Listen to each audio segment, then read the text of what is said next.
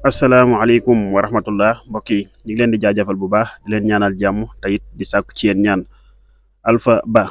Alpha, yéen avocat bi moo nekk di leen nax wala yéen a nekk di nax seen bopp. Alpha, li nga wax nii juyoo na ak lii dëgg de, moog lii dëgg safaanoo na lool sax. nañ leen teewlu Alpha Ba ci mbirum Masseck Sarr bi nga xam ne garde à vue bi mu nekkoon dañ ko prolongé ba altane incha allah. nañ teewlu Alpha Ba kàddu yi mu ci yëkkati après ñu ñëw ci leeral yi ak waa Mouhalim Info. mbiru mbokk mi di Masseck Sarr démb delloo nañ ko def nañ ko retour au parquet maanaam dañ ko delloo police centrale ci li nga xamante ni nag moom lañu avocat bi wax mooy amaguñu élément yu doy, procureur amul ay élément yu doy maanaam pour jàllale ko te duñ ko mës a am incha allah parce que vidéo bi moom lañ ko yóbbee woon vidéo bi moom léegi tegee nañ ko boor vidéo buñ ko tuumaalee saaga. Alpha, man ma yaakaar ne nit xanaa buñ la jàppee xool say mbir gis na amul leen loolu la mën a téye dan laa war a libéré nga ñibbi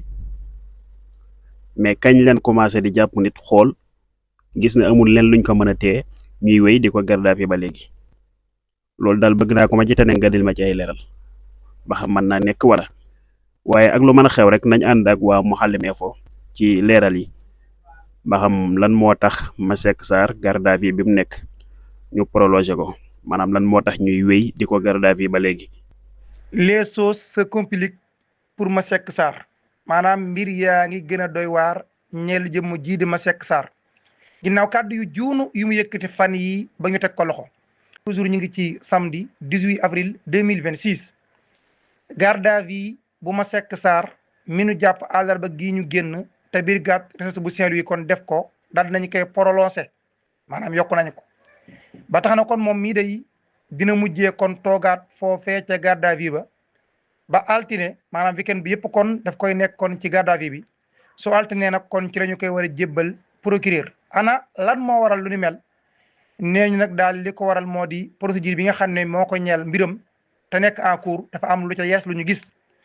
prolongation bii daal la ko waral moo di kon ay investigation yoo xam ne gendarme yi def nañu ko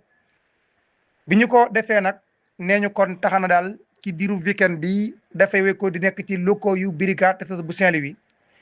ndax dafa am lu ñu def lool tax na ñu gën a kon bëgg a yaatal gëstu gi ci moom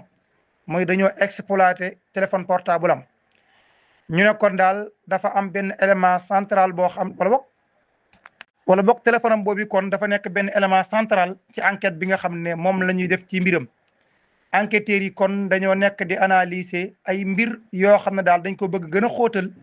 ci ay éléments yoo xam ne kon jot nañu koo jot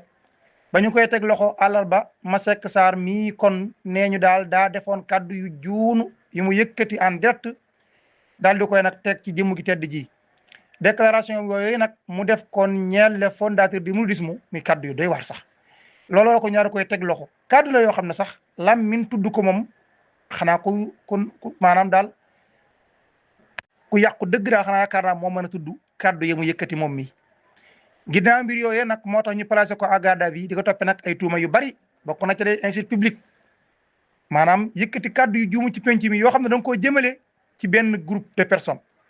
ñoo xam ne dañoo am lu ñu gëm nga daal di ci yëkkati kàddu yu juunu waaye itam daal di itam xotti war may daal lu ñeel kon li ñuy wax outrage à un ministère du culte waaye itam li ñuy wax menace d'attentat ak ay menace de mort moom daal kon jàppale ni yi bokk ci liñ koy téye investigation yoo xam ne daal gendarme yi def nañu ko nee ñu tax nañu gis ginnaaw bu ñu exploité téléphone am ay enregistrement audio yoo xam ne daal nee ñu moo gën a garaaf sax enregistrement audio yoo xam ne daal nee ñu kon lañ ca gis moo gën a garaaf ay kaddu yu doy waar en tout cas la ñu wax ne kon moo waral bi ñu gisaatee téléphone kon da nga ko ci daal di gis nga xam ne kaddu yi ñu gisaat ci téléphone am gën naa garaaf sax kaddu yi mu wax bañ teg ko loxo kon de kaddu yoo doon waar wax bañ teg ko loxo loolu doon waar da ko gën a garaaf loolu nag moo tax kon ñu nekk diwal gëstu bi ngir mën a noppi kon ci dossier bi laataa ñu ko jébal procureur xabaar bi ñu ngi ko sukkandikoo ci SeneNews